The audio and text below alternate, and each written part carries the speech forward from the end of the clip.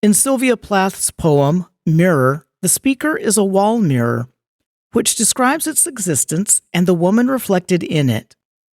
The mirror claims it makes no moral judgments, but as the poem unfolds, it does observe and understand the woman as she grapples with the reality of aging.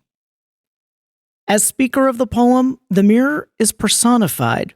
That is, it is endowed with human traits. Moreover, the structure of the poem mimics its content. The poem is made up of 2 9-line stanzas, creating a symmetrical doubling, like a mirror and its subject. In the first line of the poem, the mirror describes itself as silver and exact. It forms no judgments, but merely swallows what it sees and reflects that image back without alteration. The mirror claims that it is not cruel, only truthful. It considers itself a 4-cornered eye of a god, which sees everything for what it is. The mirror recognizes monotony. In the 6th and 7th lines, we find out it mostly meditates on the pink speckled wall across from it. It has looked at that wall for so long that it describes the wall as part of my heart. The pink wall is interrupted only by people's faces and the darkness that comes with night. It is worth noting that by the end of the first stanza, the woman is still absent from the poem. At the beginning of the second stanza, the mirror imagines itself as a lake.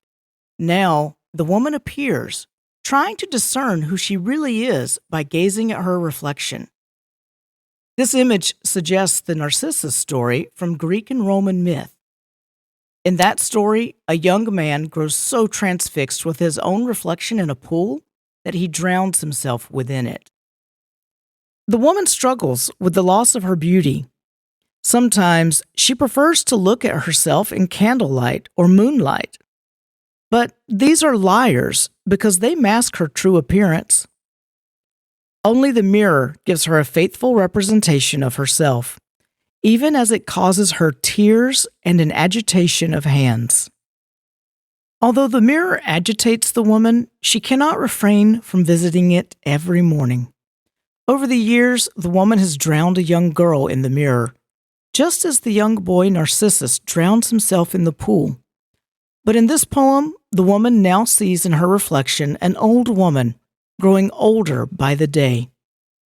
The woman faces the distinction between what seems like a false exterior self and a true inner self.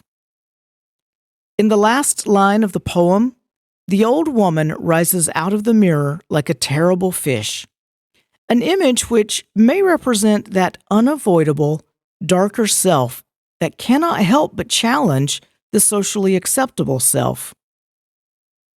By the end of the poem, we have the sense that the woman and the mirror are in some ways mutually dependent on one another. Despite the mirror's initial claims to objectivity, the mirror, as the speaker of the poem, interprets the world once the woman appears, holding more power than it claims.